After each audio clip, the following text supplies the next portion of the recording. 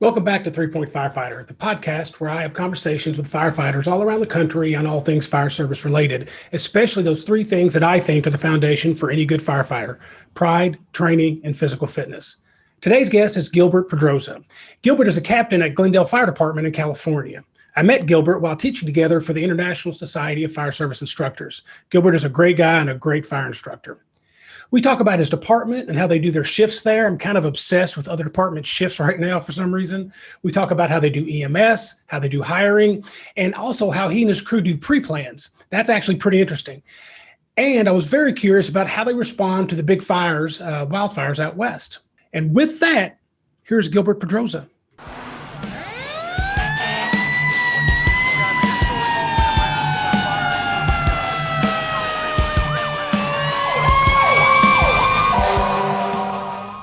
All right, Gilbert Pedroza, brother, I appreciate you being on my podcast. Hey, good morning. So, we're on a 3 hours difference. Yeah, I know.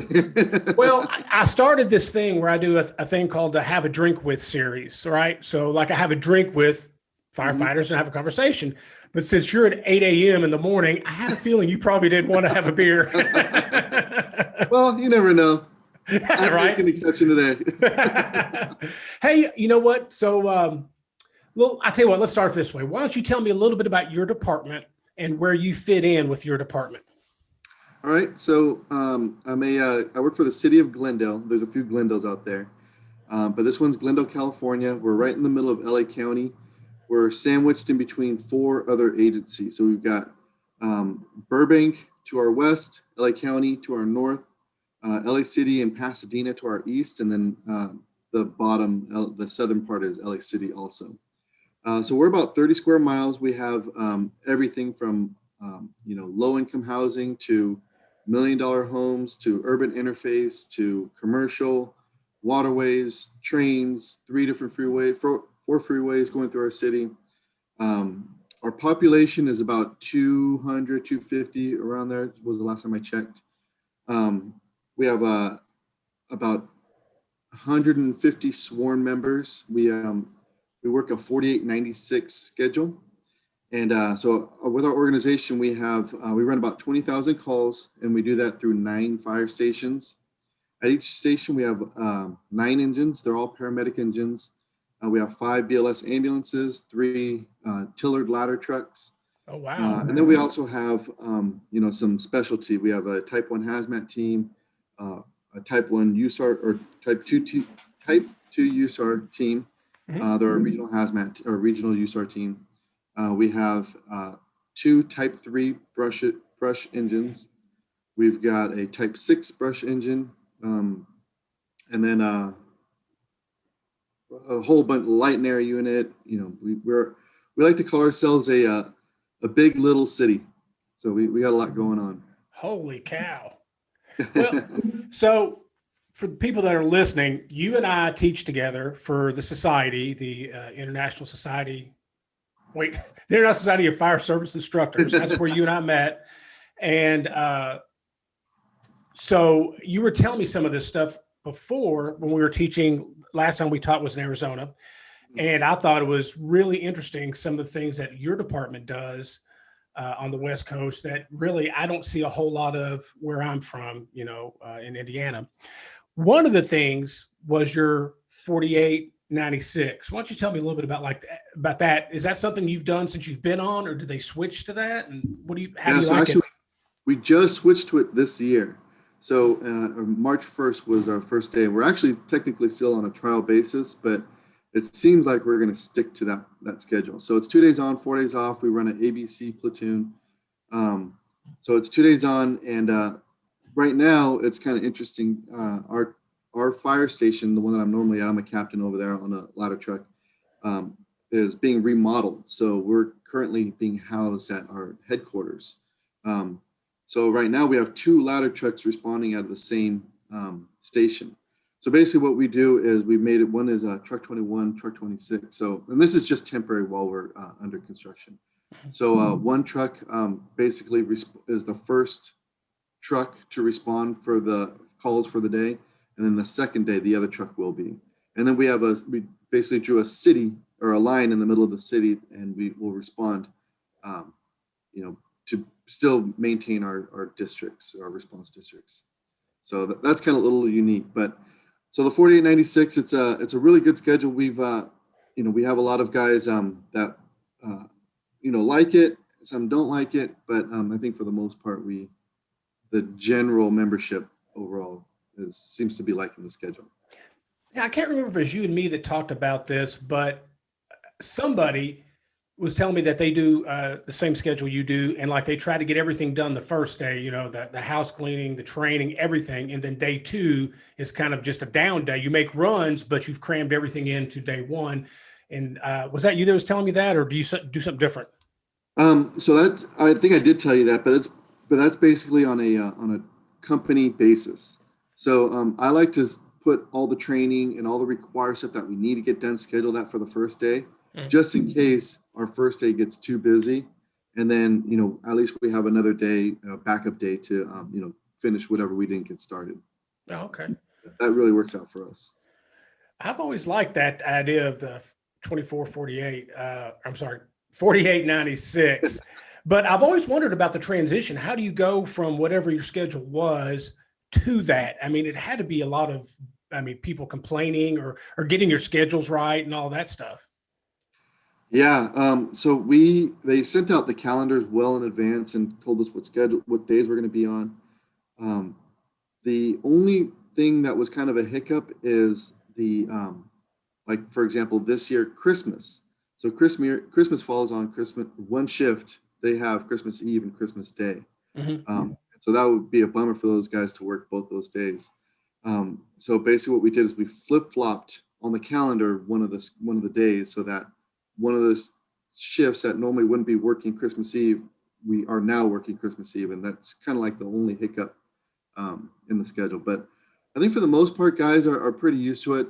We're getting a few people kind of moving a little bit further away from the city. And so, we're able to do trades and, obviously take days off to accommodate that. But I think right now our furthest employee lives like in Idaho.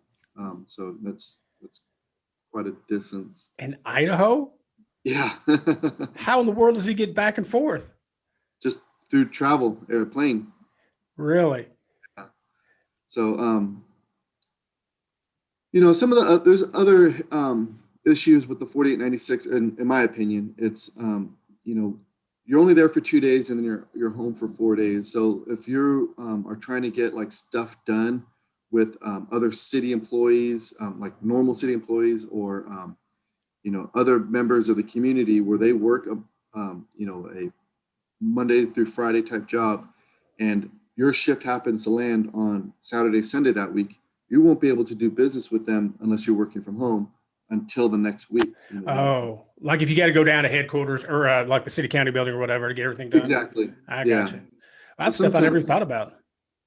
A lot of stuff like that can get drawn out and take longer than it normally would have in the past. Now, was your schedule like a union thing they pushed for it, or was it an administration thing, or just a general membership thing? It was a general membership thing. This has kind of been on the table for a few years. It's been put up into negotiations. It's been just talked about overall. It's been voted on a few different times, and there was just some delays between management and the city, and things like that, trying to get the schedule approved. I bet it'd be pretty cool. To be honest with you, our schedule is 1 on, 1 off, 1 on, 1 off, 1 on, 4 off. So we'll work on Monday, Wednesday, Friday, off 4 days, Wednesday, Friday, Sunday, off 4 days. I thought that was the best schedule in the world, but then I've heard about yours and I've talked to other people that have had it, and I'm like, man, that's the way to do it. So that's the exact schedule that we used to be on. So right. First 2 months of this year, that's the schedule that we were on. Oh, really? Yeah. Oh, so you mentioned somebody. I'm sorry, go ahead. So we work with 14 other agencies. So at our headquarters, we did have a dispatch center, and it dispatches for 14 other cities surrounding us, minus LA City and LA County. So for Burbank, Pasadena, Monrovia, all these different cities. Anyway, they have all gone to that 4896 schedule. We're right in the middle, and we're the biggest city, and we're the last ones to go to it. So just for the reasons I had mentioned earlier. Right. So you mentioned somebody living in Idaho and flying back and forth. It reminded me of a story several years ago. I went to a Lion Gear conference or something in Florida. I can't remember the exact name of it. It was about gear. And I talked to a guy that is I think he was a captain at the time in Las Vegas, Hmm. and just kind of shooting the shit with him. And he said, yeah, he goes, nobody on our department lives in Las Vegas. Most of them live like in Washington and they fly back and forth. And I'm like, that's got to be crazy expensive. Yeah, I can't imagine. It seems like, you know, just for me personally, like, what if I'm at work and, something emergent happens at home? Luckily I have family that lives all around here in California, but if I were to move my family to Colorado where I don't know anybody, I, and something were to happen at home, it would be heartbreaking to me to know that I can't just get in my car and go home and, check on things. Yeah, Um, exactly. or like another example is when this COVID outbreak first happened.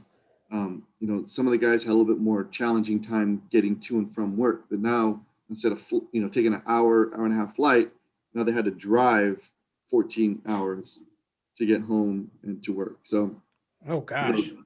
the out of the 4 days off, 2 of them were travel days coming back home or back to work. Oh geez, that's miserable. Yeah. So since you brought it up, let me ask you about COVID in your department. Is your department doing anything different with COVID? So we've changed quite a few things in our organization. We obviously wear masks, and so when the outbreak first happened, we were super, super cautious, and we still are, obviously. But, it was gowns, face masks, face shields, goggles, the whole head to toe. Um, uh, and in the stations, we started taking our boots off before we go into our stations. Our fire chief authorized us to not wear our duty uniform shirts, all the time. Before we would have to wear those shirts, on every response that we would go on, we'd have to throw on our badge shirt. Mhm. So we stopped wearing those for a little while, just, so that we're not contaminating as many items. So one of the things that, we did that I think will continue is taking our, work boots off before we walk into the station. Why haven't we been doing that this whole time? Walking, through everything that we walk through, just even outside, Right. and it just makes so much more sense to do that. Well, So, I've seen there was a big push, dealing with cancer and everything in the fire service, where they were putting signs and stuff on doors leading from the bay into the firehouse, where obviously you can't wear gear and stuff like that. And with COVID now, I think that'd be a good thing to say, hey, before you walk in, take your boots off. Let's try to make this as safe as possible. right. So, like I mentioned before, we both teach for the society. Uh, I got into teaching for the society because I've taken a few of their classes and I felt like their instructors were top notch. I mean, the best of the best, in my opinion. And I always wanted to improve in that skill set. So I figured, what better way to improve yourself than work with these great instructors? And when I met you, I got to brag on you, and you're not going to like it. It took all of a couple minutes to watch you teach, and that I was just blown away. I think you're an excellent instructor, an excellent instructor. Awesome. Thank you. I appreciate that. Yeah. So you and I both teach 1403 live fire credentialing, and we are about to start teaching the UL basement fire as well. You looking forward to that? Looking very forward to it. As you know, it was supposed to happen earlier this year, and with COVID, it got delayed. Right. So I'm hoping that things start to settle down, and the class will continue to happen. So it's interesting because we just had a major emergency, or a major fire, uh, and where one of our members actually fell through the basement, and it would have been like just good timing to bring for that class and have a little bit more fundamental knowledge, and at least now a little bit more experience that I can bring to the table during when we teach these classes. Um, so in California, at least specifically in the area that I'm in, we don't have a ton of basements. Mhm. So, but what we do have is hillside homes with walkout floors, or similar to what would most people call a walkout basement. Right. Um, so we still fight those fires the same exact way. You enter on the ground level and have to either find a alternate way around or work your way down. So that class I'm really looking forward to, and I think it'll be a fun class to bring to the nation. Oh, absolutely. Have you done your homework yet that Lee sent you? Yes, yeah, and luckily I've read a lot of that stuff already. But there was quite a few links, and I actually sat down with my crew for some of them, and we watched them. So they, Oh, that's a great idea. I never thought about that. We were together teaching in Arizona, and and we talked about this, but man, that was one of the nicest training facilities I think I've ever been to. yes, yeah, it was really really nice. The facilities that they had, and that's one of the things that I really like about Teaching for the Society is, we get to travel to all these different departments and see their facilities and get new ideas, and be able to share them with other people so that we're able to say, hey, in this organization they're doing this thing, and maybe other people can learn from it, or implement that into their training plans. We were just in where was it? In Colorado, the West Metro Fire Department, and their facility is just Is as it, top notch. is that where So you were just teaching at? yes, yeah, Oh my goodness. So have you seen their like TV show on YouTube? yeah, yeah. I did see that. Oh man. And of course, was Mylan there? Yes, Kevin Miley, we taught together. Oh, okay. So, Okay. so yeah, we. So one of the things I like to do before I go and teach a class is I look up that department and try to make things a little bit more focused for them, Mhm. personal for them. So looking up, West Metro Fire Department, I saw that YouTube channel, and they have a ton of videos, and that's an awesome department too. That department, you can tell that the administration and the rank and file work hand in hand. Yeah, They have a absolutely. lot of pride in that department. They do. They really, really do. And it was cool to watch and see it in person. And then their training facility is just amazing. They have everything you can possibly imagine. From single family residence simulators to high rise simulators and apartments, and and then their classroom is another top notch classroom as well. So I know. it's, I heard that I don't know if it was a department thing or just a company thing there, but I heard that I believe it was one of their companies, they wanted to document all the hose their goal was to stretch, I believe it was a marathon length, 26 miles worth of hose over a year. So they documented all their training that had to do with hose, and their goal was to meet, I believe it was a marathon length of pulling hose for an entire year.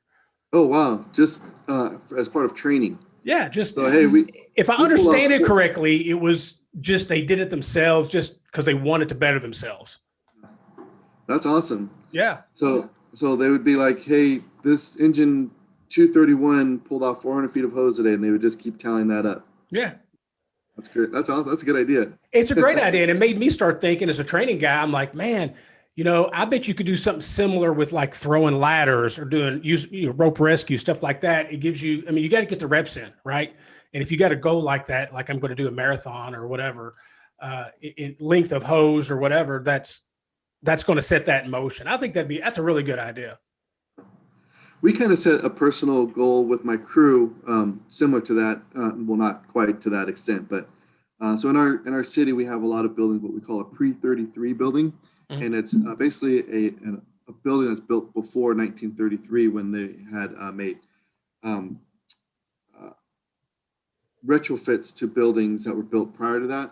And basically, it was based off of a earthquake that happened in Long Beach, where a bunch of buildings fell over during that time.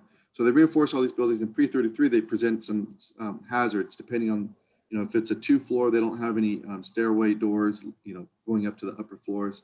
Um, so anyway, my crew, we decided, hey, we're going to try to walk every single pre-33 in our city, and we're almost there. We've there's, I don't even know how many there are, but um, you know, it's a challenging feat when you're walking it and you're trying to do it every single day. You have Wow. to do at least one or two a day to get through it within a year. Holy cow. That's a great idea though. Just for the district familiarization and building familiarization and recognizing hazards and certain construction features and stuff like that. Well, one of the things I wanted to talk to you about today is wildland firefighting here in a little bit, but you just brought something up that made me think about something I don't have to deal with, like wildland firefighting. Too bad is earthquakes. What kind of training do you guys have to deal with constantly to prepare for that, or search and rescue for that? How's that work? So we obviously have a type 1 use. I'm sorry, we have a USAR team, and we're surrounded by a couple other cities that also have a USAR team. So, if there were an earthquake, we can immediately deploy those. But basically, what happens, we don't do any specific earthquake training per se, but we do have procedures when there are earthquakes. For example, about a month ago, we had an earthquake. I think it was like a 4 point something, and so what our procedures are, no matter what time of day, it could be in the middle of the night, we pull all of our apparatus out. We check the integrity of obviously the apparatus, the membership, and then the fire stations. Make sure that all that's still standing. And then we have a book in each fire engine, and it designates a specific route that you have to travel to get a visual eye on exactly what the damage is throughout the city. So some of the things that we're looking at is we're looking at schools, we're looking at any of the city infrastructure, overpasses, underpasses, waterways, all those things that we're looking to make sure that they're still standing and upright. Wow. So we'll travel that district, and during that time, we send certain apparatus to different parts of the city in case communication goes down. We use them as a repeater. And then the last thing is all of our calls, all of our 911 calls while we're in earthquake mode, goes to our battalion chief, and he basically triages the calls and sends them as needed. So if it's a slip and fall, only during this period, it's just a real short period. We'll get to them, but we got to make sure that there's no more higher priority type calls going. So. Oh wow. Well, now that we're talking about that, let's talk about a little bit about wildland firefighting. So I'll let you correct me when I get wrong here, but when we were teaching down in Arizona, of course, all the wildfires were happening out west, and they were sending people and equipment. And there's some things that I've never heard of. And let me see if I get this right. So they had specialized teams that pretty much regularly go to these fires, and they send equipment and trucks, and the federal government reimburses them daily amounts, right? So a department could actually, I'm not saying they do this to do that, but they make money, basically a pretty good amount of money, sending their fire trucks and people to these fires for however many days. I believe you did a 2-week deployment or something not too long ago. Right. Yeah. So the state is divided with regions, and based on the region, they basically pool in each region. There's obviously the different counties and then different cities within them. And then what they do is they pool, each region will pool each department, city or county, and say, hey, what resources are you guys able to provide to this incident happening up north? And they try to pull from further away organizations so that they're not depleting, the surrounding area of where the fire is actually happening. So they'll deploy in what we call a strike team or even a task force. So the difference between the two, a strike team would be all similar engines, so a type 1 engine. A task force could be 3 type 1 engines and 2 type 3 engines going up to an incident, kind of just dependent on need. So yeah, we'll go out as a strike team and basically camp out and assist with whatever they need.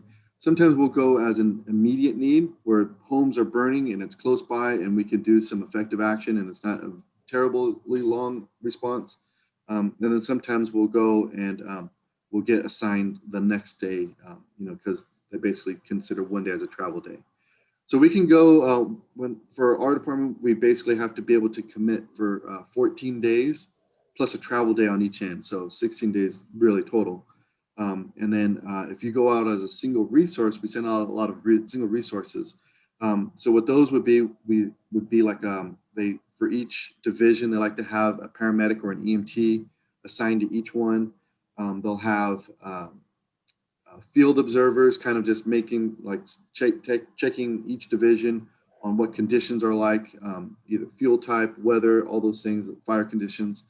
And then, all the overhead things that could happen. So, um, uh, you know, branch supervisors, or branch directors, I'm sorry, divisions, and, all these people that are going to be assigned in these overhead positions, planning, logistics, all those things.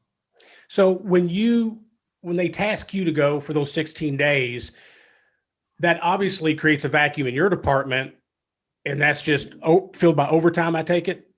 Yeah, so the incident will also pay for that. So the city will get reimbursed from the incident, and more than likely it'll be from an emergency fund from the state.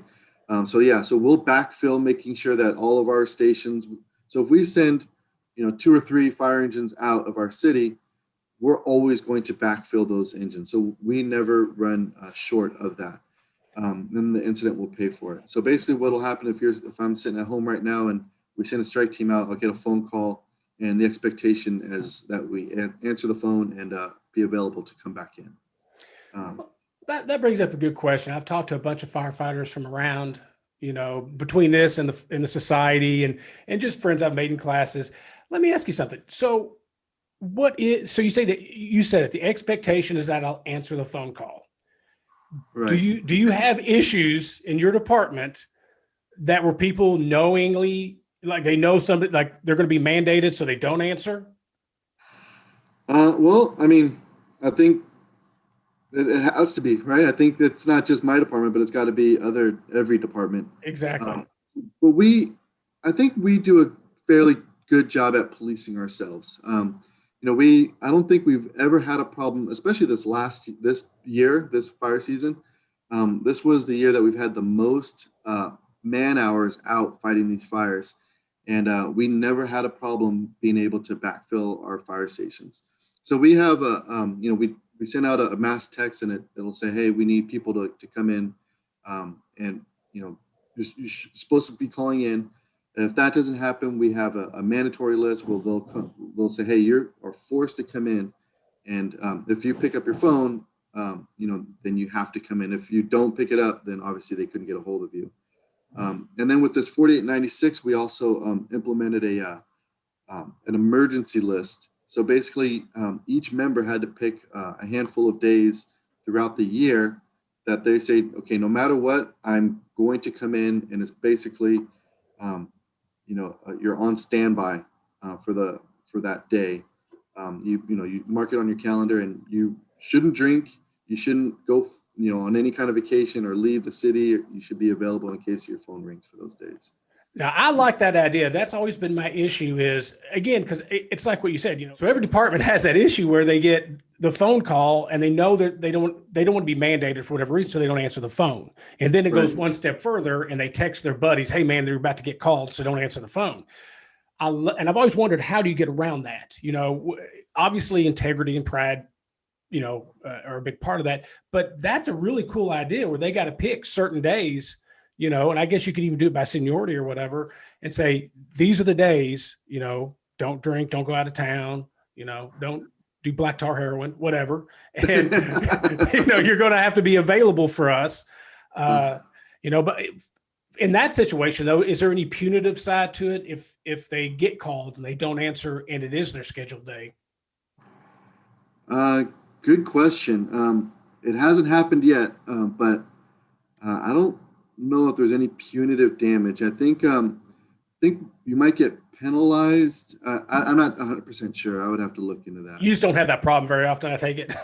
Yeah, I mean, this is the first year that we've done this to begin with. So, but prior to going on to the 4896, we didn't even have that emergency list either. But I definitely see, it, working on whatever schedule that you do work on. Right. So when they deploy you for a couple of weeks,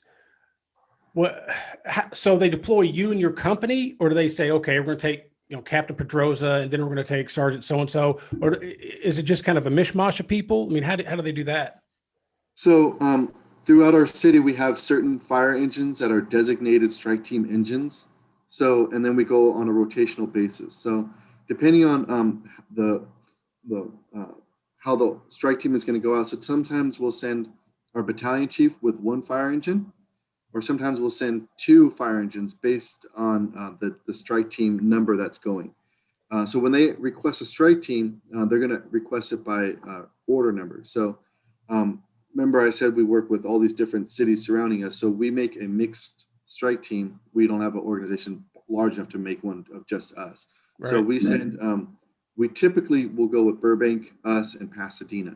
And it'll be 2 apparatus from each organization. So for example, if we go out as 1201 Alpha, 1201 is, all those numbers represent something, but the Alpha is the Type 1 engine. 1201, the 1 represents Burbank. So that means they're going to send a battalion chief and 1 fire engine, and then we'll send 2 engines, and Pasadena will send 2 engines. If we go out as 1202 Alpha, we're the number 2.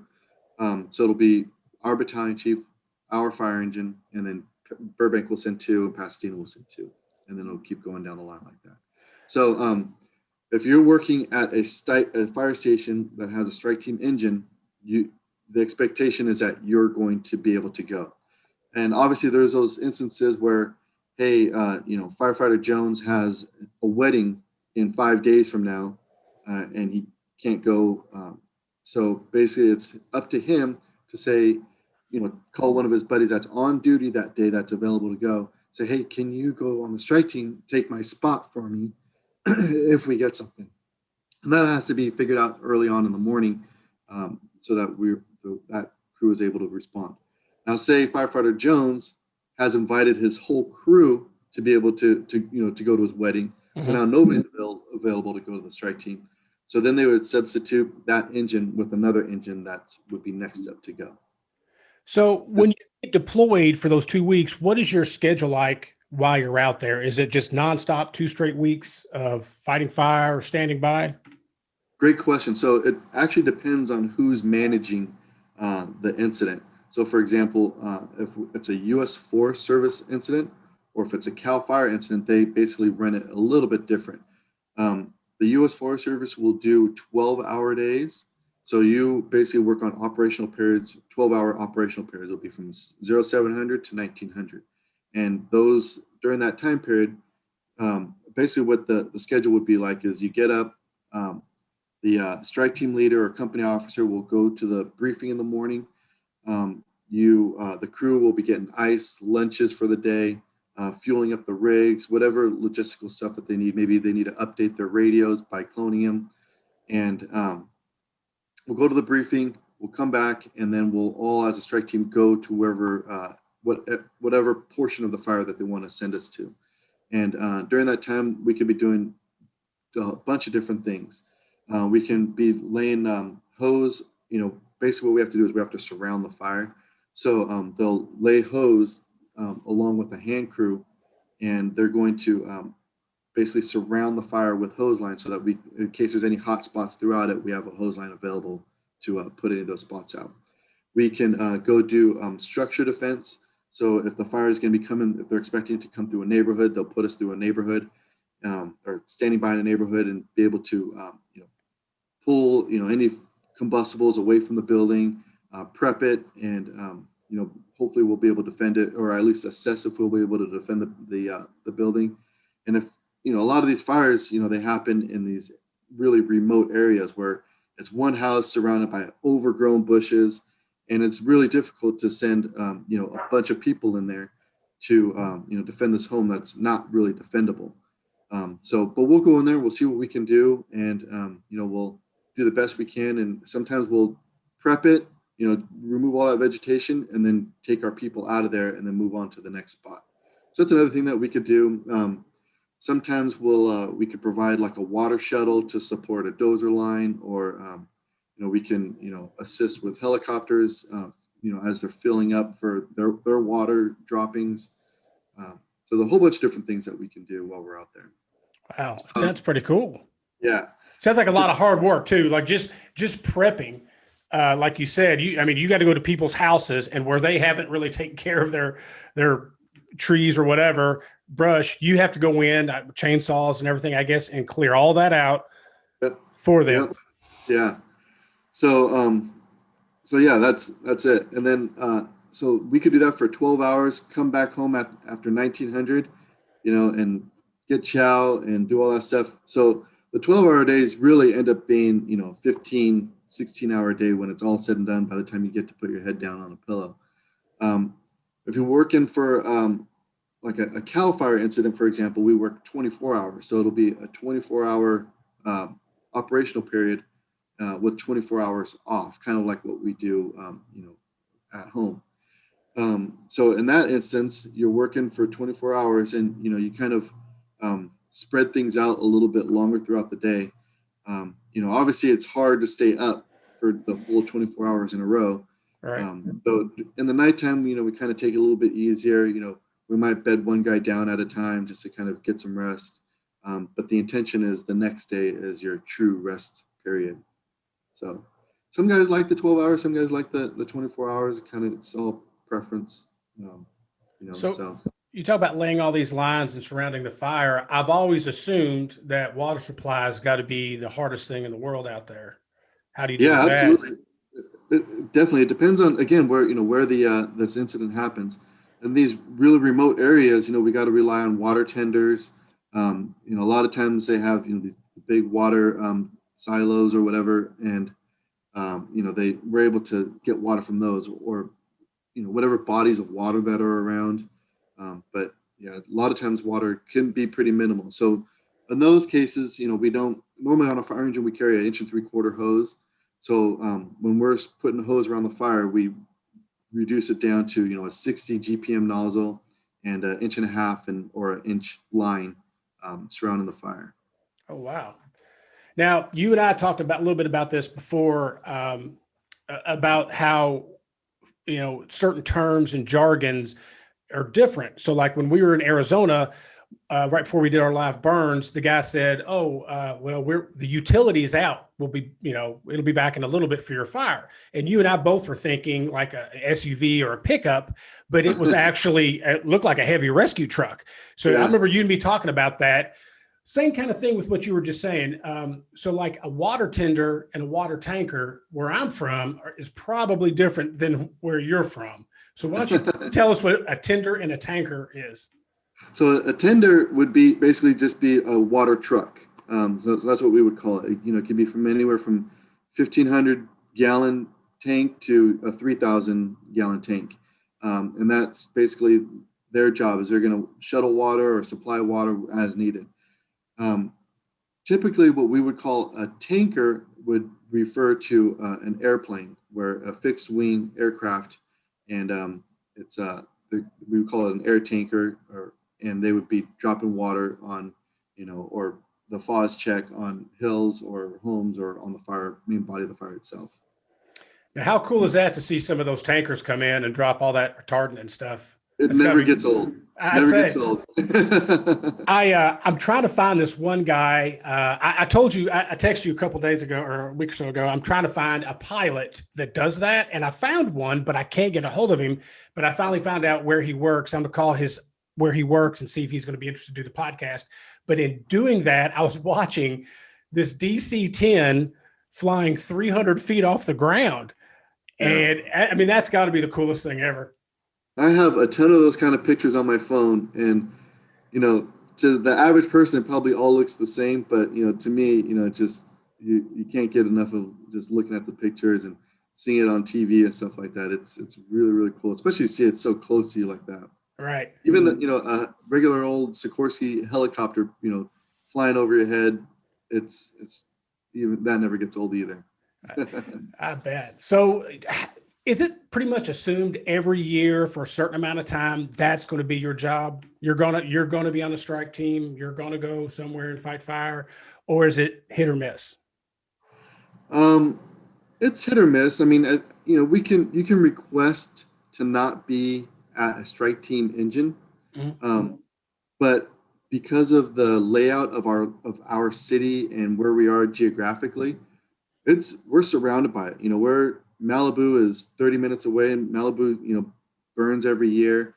We have a ton of we're only a few miles from the U.S. Forest Service with all of their areas. We tend to not go in the Forest Service a whole lot, but it's still a possibility we'll come towards the city part of it.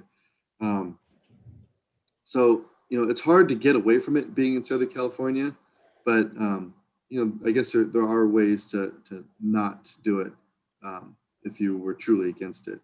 But I think, by going out on these assignments, it just makes you a better, overall firefighter by being able to, recognize, because, there's so much emphasis, especially what we do, you and I, with our the 1403 classes, when you're actually teaching a live fire class, some of the things that we're talking about is, flow path, fire behavior, and, reading fire and smoke and all that stuff. So, it's a whole different animal to be able to understand and read fire behavior in the wildland urban interface environment as well.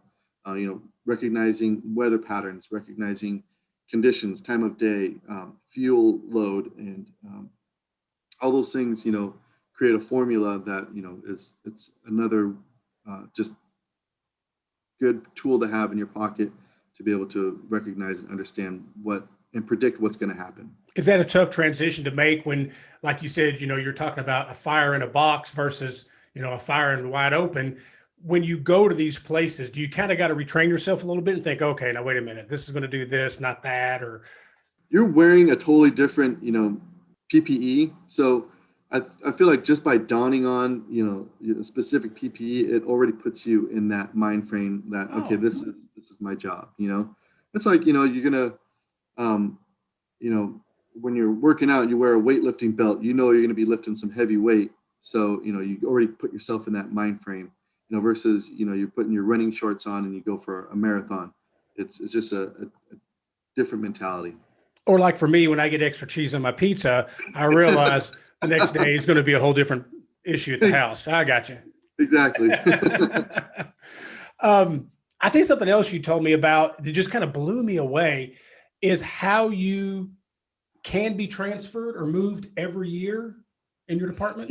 Yeah. So this is specifically for our department. Obviously, every department is going to be different, but what we do is every year. So we actually just did it a few weeks ago, where all the company officers, we bid to they give us 3 choices on where we would like to go for the following year. So you can definitely request to stay where you're at, or if you have the itching to move stations, even shifts, you have the opportunity to request it. So basically they'll go and they'll see which captains put in where. They try to accommodate. They do the best they can to accommodate your number 1 pick. If there's 2 captains requesting the same place as their number 1 pick, more than likely they'll go off of seniority. So there's other factors that determine where somebody would go, and it's basically a specialty. So if I'm, for example, I'm a hazmat captain, so if they need a hazmat captain at that fire station and no one else put in for it, they're going to move me regardless of what my picks were. Right. There's a couple, we just implemented this year a station that's going to be designated towards preparing our firefighters to go to paramedic school. So this station has a truck and an engine there, and we are basically preparing them. It's going to be a station that's dedicated towards, I guess, EMS, for lack of a better term, but they're going to be responsible for training, providing an internship for the paramedic, and do all the training for them. So that station, they kind of restructured that on who's able to work there, and so there was movement on that. So once they've lined out all the captains on where they're going to be and what assignments they're going to be, they put that list out, and now the rest of the firefighters and the engineers, they can either move depending on who's going to be there, or request to stay at that station or to go to the station if they're wanting to follow a particular captain for whatever reason. So when they see Captain Pedroza is going to a certain station, everybody's going to put in for that station. Is that what you're saying? Everyone leaves, actually. You're all by yourself on the truck. So everyone who didn't want to be there. So are you still at the same station you were at last year?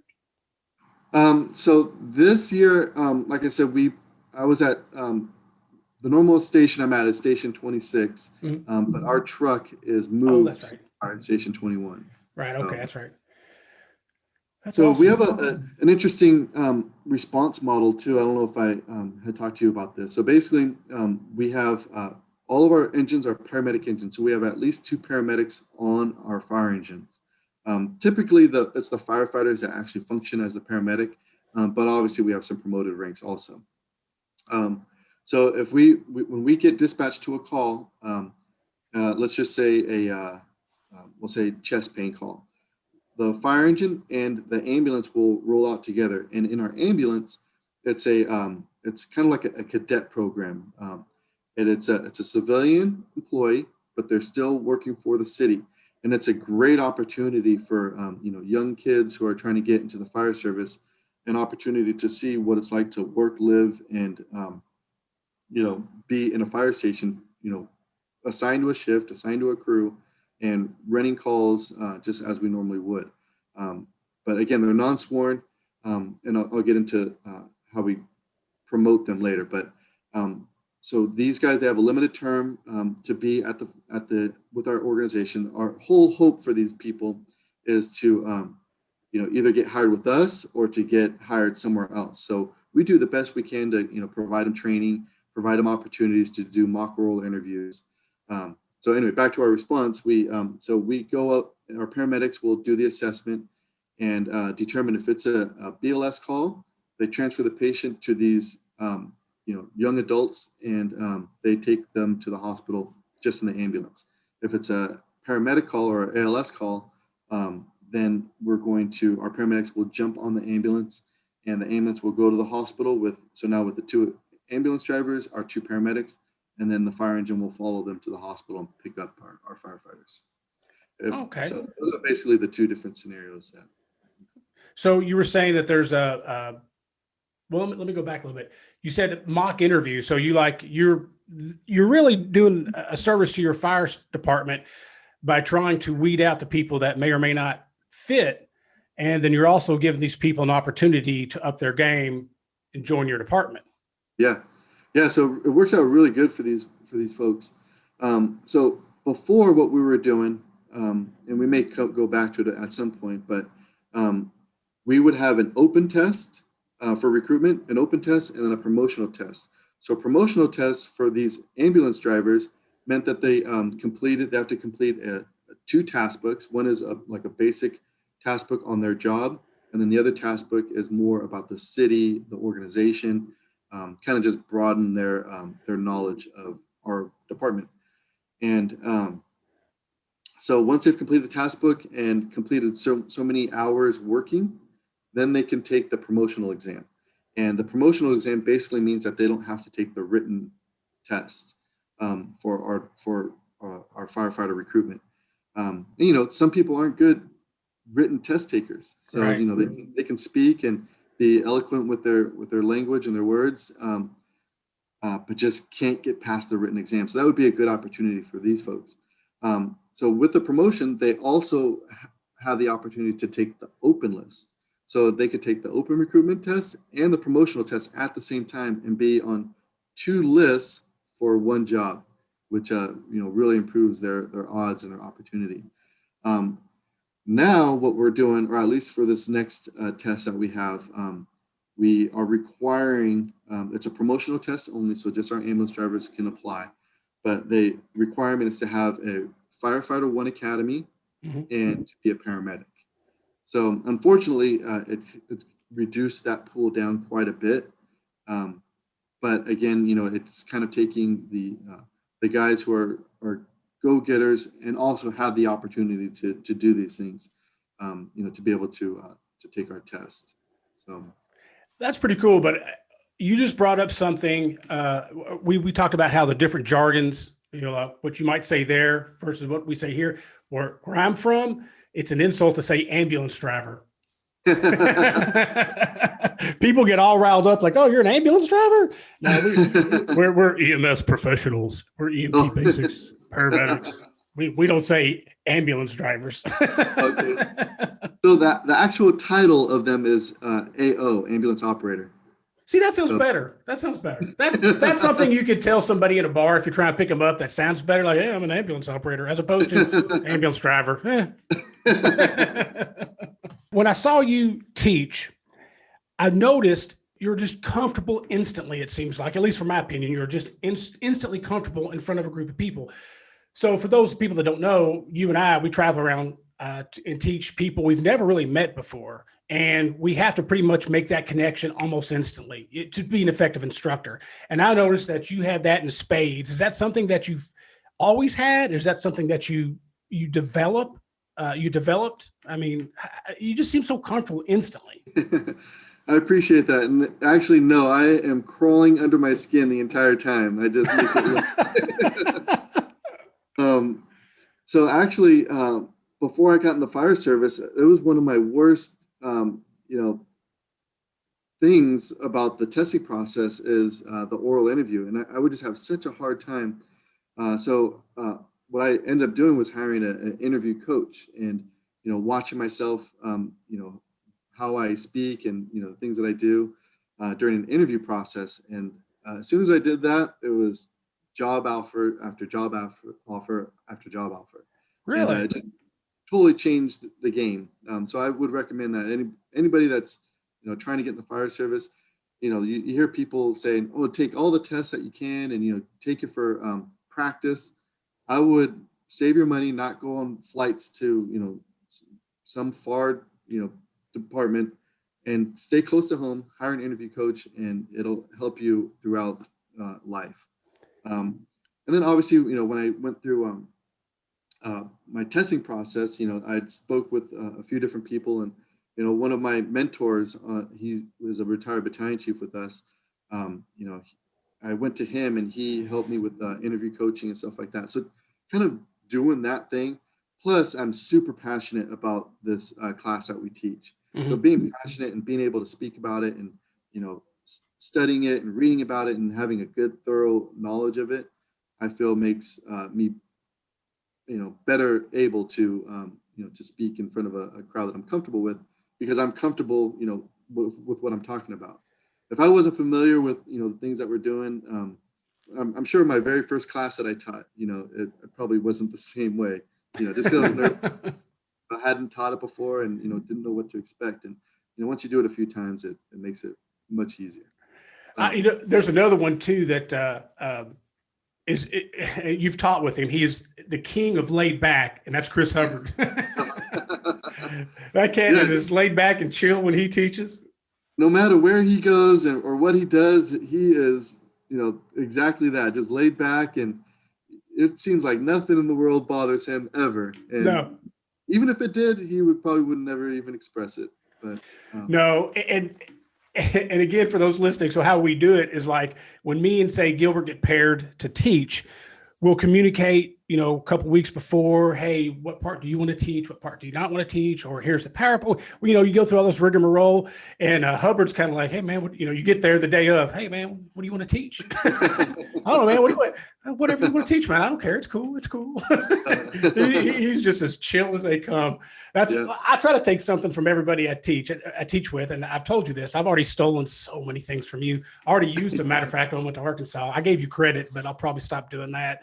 But that's one of the things I'm taking from Hubbard, man, is just, it's like he went to school with everybody he teaches with. He just knows them intimately. He's just not wound up. And, it's just like D'Agostino and all them, great instructors, man. That's why I like doing what I do for the society, because from a selfish standpoint, I'm just trying to steal from good instructors and hopefully elevate my game. Right. Yeah. And I think it's the best cadre of instructors I've seen in a long time. And definitely you, Gilbert, you know that. You know what I think about you. Brother, I cannot tell you how much I appreciate you talking to me today. Yeah, it was awesome. It's great to see you again. And, I hope your shoulder gets a little bit better. But this was a really fun opportunity. I kind of went into this like not knowing what to expect. I was hoping you'd give me like a script or something to put myself on. And so this morning I'm like, oh man, I was even getting nervous. I'm like, not knowing what to expect. No.